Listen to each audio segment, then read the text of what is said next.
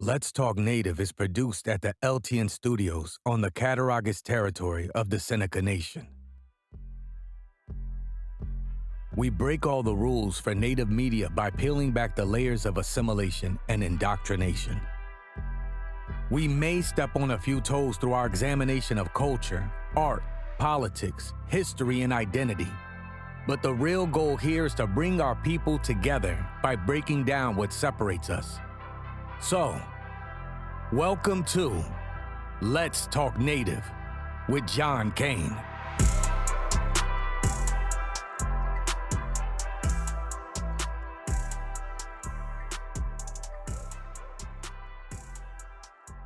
Thiggle, and welcome to Let's Talk Native. I'm John Kane, and I'm your host, and I gotta ask the question, how did the image and perception of Native people go from a pack of whining cur who lick the hand that smites them to high school mascots for white folks who now claim our images represent pride and dignity and bravery and honor? Do white people really admire us? Or do they only admire this image that they've created of us? And it brings me to another question, which is based on a famous quote. The quote that from Philip Sheridan, a guy born in Albany, New York, who went on to be one of the highest ranking Irish Americans in U.S. history. His quote is, "The only good Indian is a dead Indian." Now, we understand what that means. When Philip Sheridan is saying that, what he's saying is, unless an Indian is dead, he's no good. Now, but there is another way to interpret it. However, Theodore Roosevelt, he viewed things much the same way that Philip Sheridan did. His quote is, "I don't go so far as to think that the only good Indians are dead Indians, but I believe 9 out of 10 are, and I shouldn't like to inquire too closely into the case of the 10th. So this is a view that is held by prominent Americans, that the only good Indians are dead Indians. The only time a good Indian is, or an Indian is good, is when he's dead. But there is another way of interpreting that concept, and that is that the only good Indians are the ones who are now dead, the ones who lived in the past. And we can kind of despise the current existence of Native people. And I think that is kind of where much of this lies. And I guess to reaffirm that notion, I go back to an editorial that I referred to oftentimes as, or that is referred to as the Baum genocide editorials. There's 2 of them actually. And that being L. Frank Baum, who was the author of The Wonderful Wizard of Oz, but he was also the editor of a newspaper called the Saturday Pioneer, which was printed out of Aberdeen, Dakota Territory. And Baum had a strange, he kind of had a strange view of Native people. He praised folks like Sitting Bull, and when Sitting Bull was murdered, lamented about about his death, and he talked about him in terms like being kingly and and having the white man's spirit and all that other stuff. But he would also go on to say that the proud spirit of the original owners of these vast prairies, inherited through centuries of fierce and bloody wars for their possessions, lingered last in the bosom of Sitting Bull. With his fall, the nobility of the redskin is extinguished, and what few are left are a pack of whining curs who lick the hand that smites them." And he goes on to say that we should be exterminated. And then he makes the case for why extermination. He says, their glory has fled, their spirit is broken, their manhood effaced. Better that they die than live the miserable wretches that they are. And this is really kind of important. He says, history would forget these latter despicable beings and speak in later ages of the glory of these grand kings of the forest and plain. He even references the fact that we were heroized by folks like James Fenimore Cooper. He said, we cannot honestly regret their extermination, but he actually referred to exterminating us as doing justice to our manly characteristics. So this is the view that L. Frank Baum had of Native people, that as we existed contemporarily, and this is written in 1890, by the way, so he is already viewing Native people of the past as the grand kings of the forest and the plain. So he's already heroizing the dead Indians, but suggesting that the best way to maintain this ideal of who Native people are is to kill the rest of us. So from L. Frank Baum's perspective, the only good Indians are dead Indians. To him meant the good ones are the ones who've already lived and now died.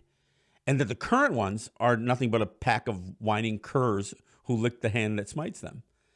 And that we were better off dead, so we didn't tarnish that image.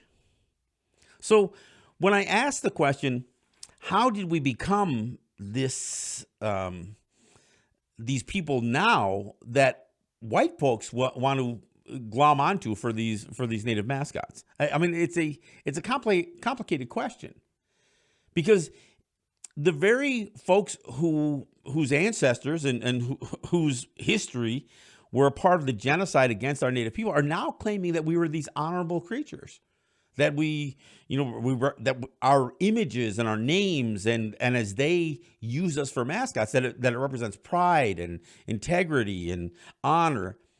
Then why would you kill people that had all these characteristics? See, there's an erasure that takes place of history.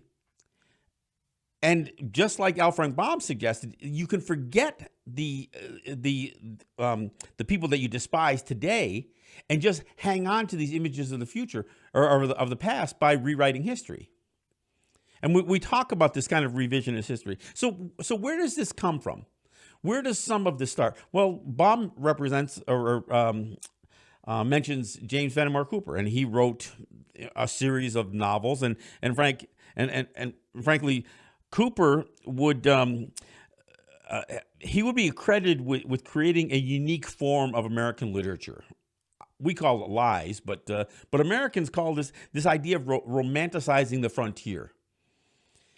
And by creating these romantic depictions of the frontier and Native people, and of course what often times happened, especially with Cooper's genre of American literature, you could create the bad Indians and the good Indians in the same story. And so you could romanticize the noble character of the good ones, but at the same time have and he did this with all the books. I mean, when The Last of the Mohicans, he's got Magua, the Huron, who is the bad one, and then he's got his Mohican friends, that are there with Hawkeye, who are the noble ones. And so you can get this sense of endearment towards one group of Native people, even as you condemn the others. So when you want to talk about the characteristics of Native people, you can glom on to the ones that history is recounting as these noble figures. When the reality is, even the noble figures that are represented loosely represented in James Fenimore Cooper's books, they were also run off of their lands. So even the noble, even the proud and dignified and honorable Native people still had their lands lost. They still were massacred. They still were had their scalps taken and their women and children taken and killed or run off lands.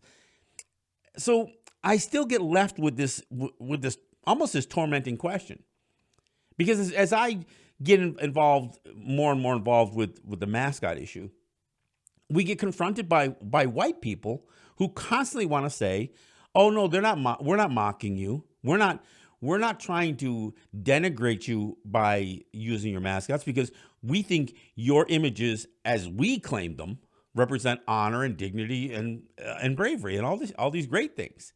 Well, look, I understand that if people are going to use Native people for mascots, they aren't going to use us in a negative way.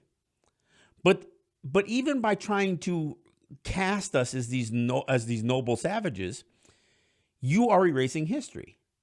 And what's offensive about this, to Native people, is this lifting up of these images is not the lifting up of us as people. It's the recreation, it's a reinvention that you have of a native image, of a native person from a bygone era that was never treated with such deference. We were never treated as honorable beings. Again, we were raped, we were enslaved, we were massacred, we were run off our lands. Our children were stolen and put into residential schools. So when I hear some white lady, on a news interview, suggesting that they only honor us by mocking us, it's really absurd.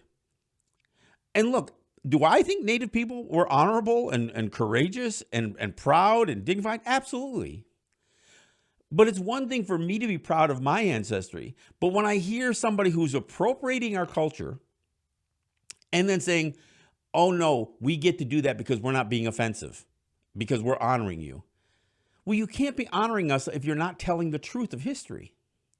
So I get back to this whole notion about how history is rewritten. And look, so where does this idea of endearing, Native people, or trying to recast us as, these wonderful people? Well, I go back to the very beginning of, after the Revolutionary War. You got folks like Thomas Jefferson, who was considered one of the enlightened presidents. And Thomas Jefferson, by every other account, except for the way he's taught in school, was a terrible human being. I mean, was a slaveholder. He made sex slaves out of his slaves. I mean, this is a person who had children with one of his enslaved people, and those children were enslaved as well. They would, he would write them off and would give them their freedom at some point. But this is the kind of person he was. And from a Native standpoint, the first document that people are familiar with Thomas Jefferson is the Declaration of Independence. And in the Declaration of Independence, he refers to Native people as merciless Indian savages. Not a compliment by any stretch of the imagination. He was not trying to endear himself to some sort of, honorable people. In fact, he goes on in that same quote to talk about, how devious and how treacherous we were that in the way that we conducted, warfare. But he also knew that we were a large population that he, as a president, would have to figure out how to deal with. So he had a strategy, and he actually wrote to a guy who would later become president, if only for a month, William Henry Harrison, who was the governor of Indiana Territory. And I've talked about this letter before too. But what he did was he wrote this letter to Harrison, and what he wanted to say is, look, you're going to get official correspondence. I mean, you will receive herewith an answer to your letters as the president of the convention, and from the secretary at war, you will receive from time to time information and instructions as to our Indian affairs. These communications, being for public records, are restrained.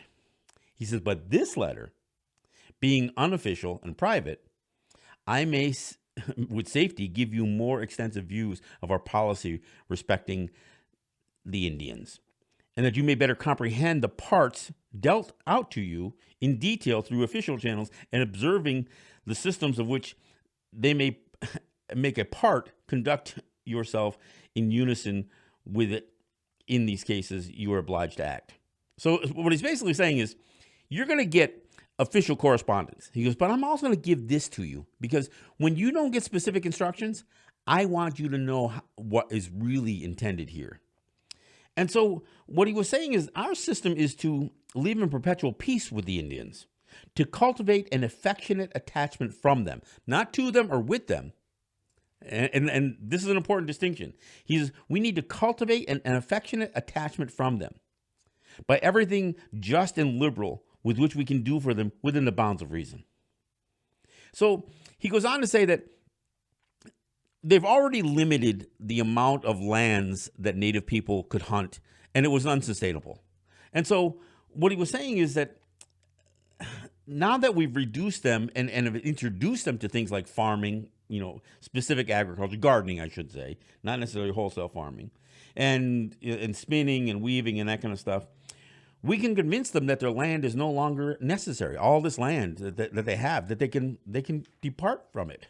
And so what he promoted was this is what he says in the letter: to promote this disposition to exchange lands which they have to spare and we want for necessaries which we have to spare and they want, we shall push our trading houses and be glad to see the good influential individual among them run in debt.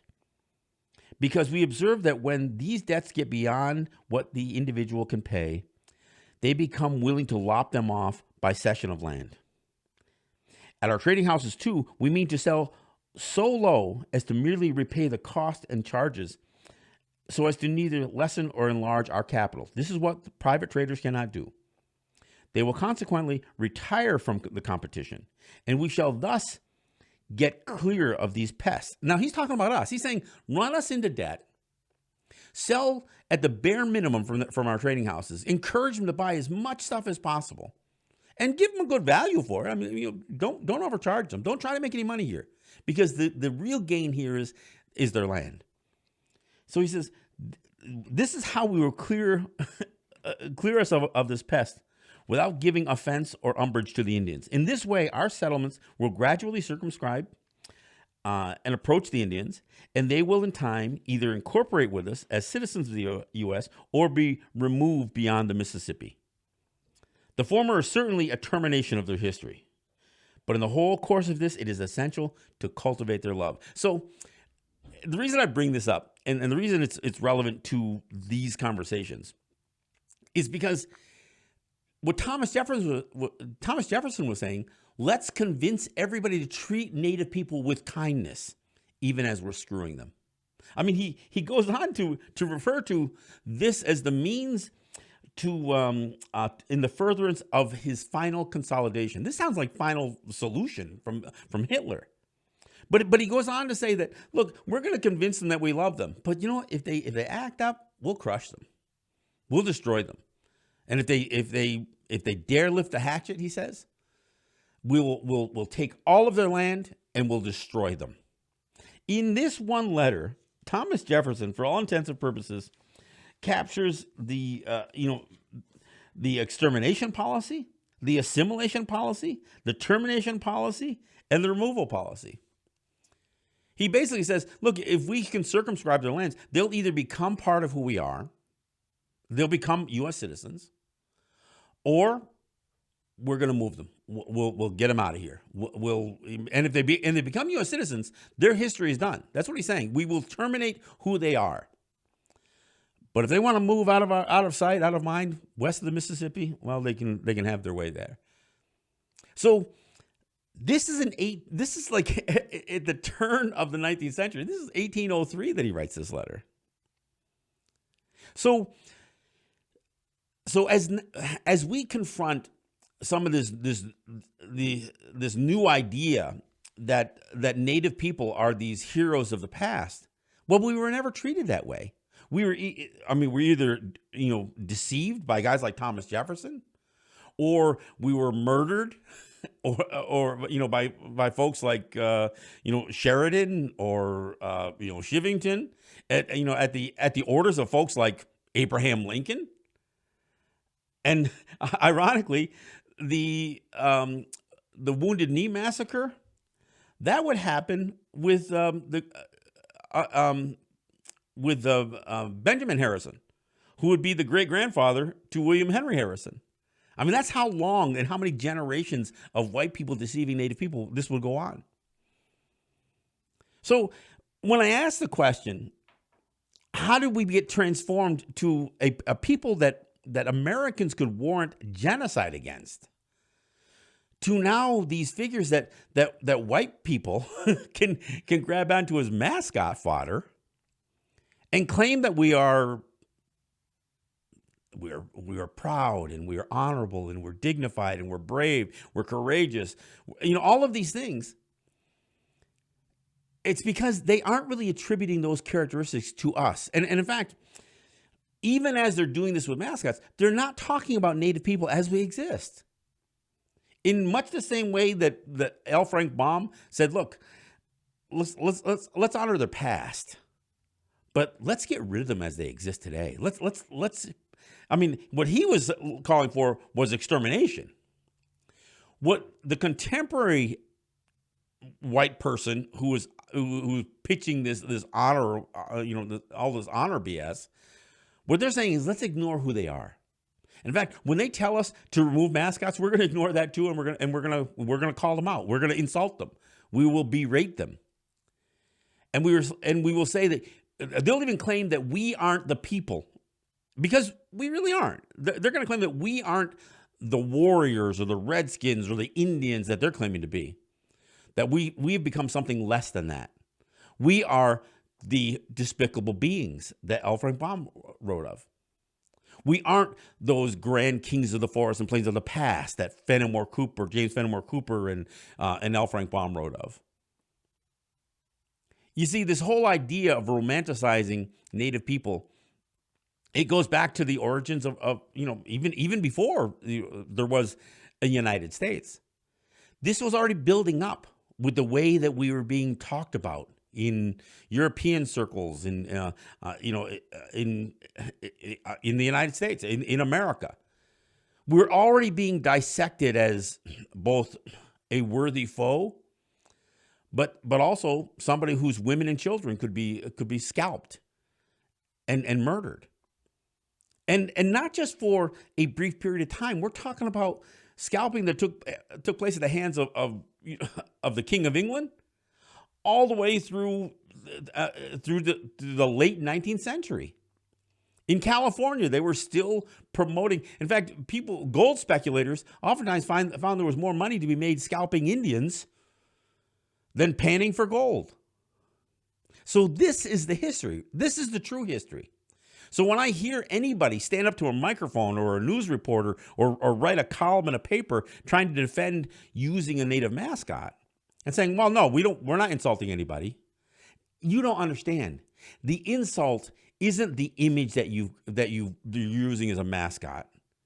The insult isn't the word or the nickname, whether it's Indians, Warriors, Redskins. Some of them are kind of insulting, but that's not really what the insult is. The insult is the erasure of history. So it is really time to be honest. And if you want to reconcile the harm of the past, you can't ignore it. And you can't pretend that you somehow honor us with not only the use of these mascots, but even with these characteristics that you claim that you now see, that somehow throughout hundreds of years of genocide, that now you can reflect and say, oh, yeah, Native people, they were really honorable. Then why'd you kill us? Why did you enslave our people? Why were women and children massacred, not in a battlefield, but on the prairies, in our villages? I mean, this is really where asymmetric warfare, got its worth. And it was the way Europeans slaughtered Native people and Americans slaughtered Native people.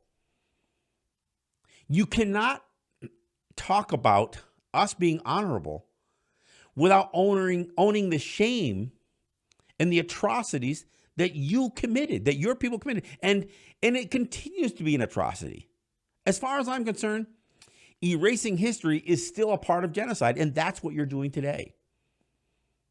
That's what many, and I'm not just talking about, alumni from some school who had a Native mascot. We see it playing out. Look, and again, I go back to James Fenimore Cooper. All of his books, they do have a Native person who is in good standing in his books. But the hero is a white guy who has managed to get some knowledge from the native people. So he represents the native person. So whether it's Hawkeye or whether it's, movies like Avatar where the white guy saves the blue people. Dances with Wolves, Kevin Costner. It's the white guy who's the star of the film. So we always have this notion that even as native people, when we are represented, some of the later John Wayne films had Chief Dan George playing a noble character in his films. Of course, there were always the other ones that you could warrant killing dozens at a time. But see, this is the way truth is manipulated by literature, by film, by TV newscasts. You cannot maintain the argument that you are honoring us, even as your cops are beating our people for trying to stop a pipeline from going through, or your governor is extorting billions of dollars out of native gaming,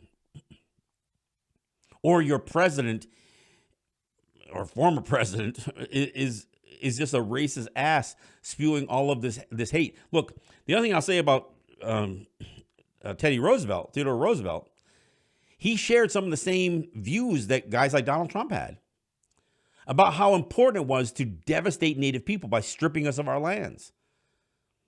It's one of the things that Donald Trump bragged about, and it's one of the things that Roosevelt bragged about. But I got to tell you, Barack Obama did too.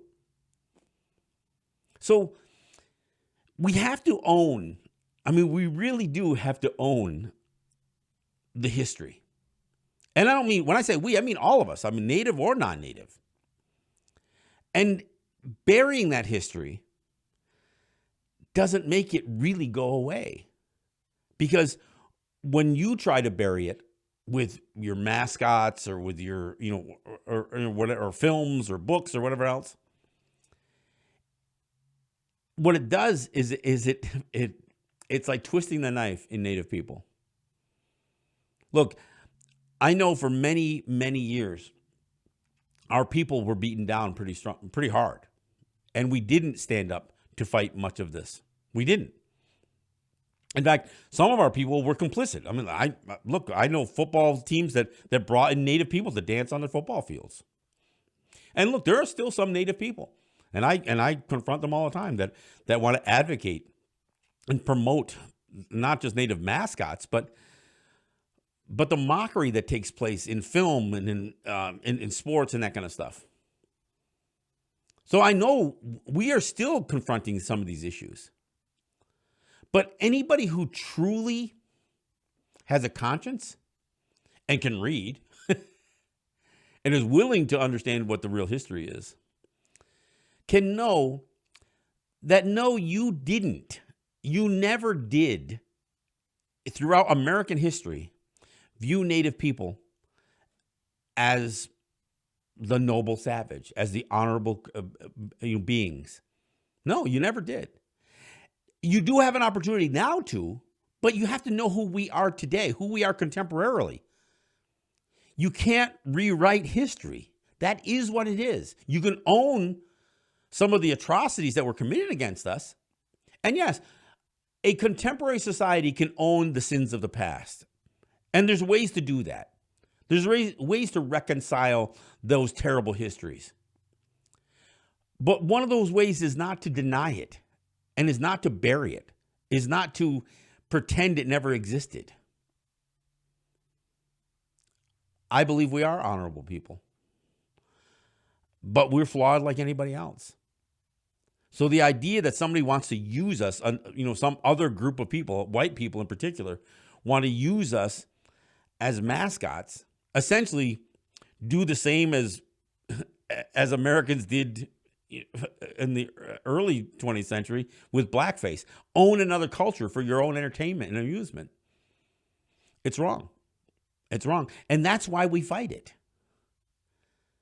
But it isn't just about the mascot issue. It's about trying to understand, and I'm going to talk about other issues in future shows about how history has been rewritten and that we make excuses for behavior. And we do it too. Native people do it too.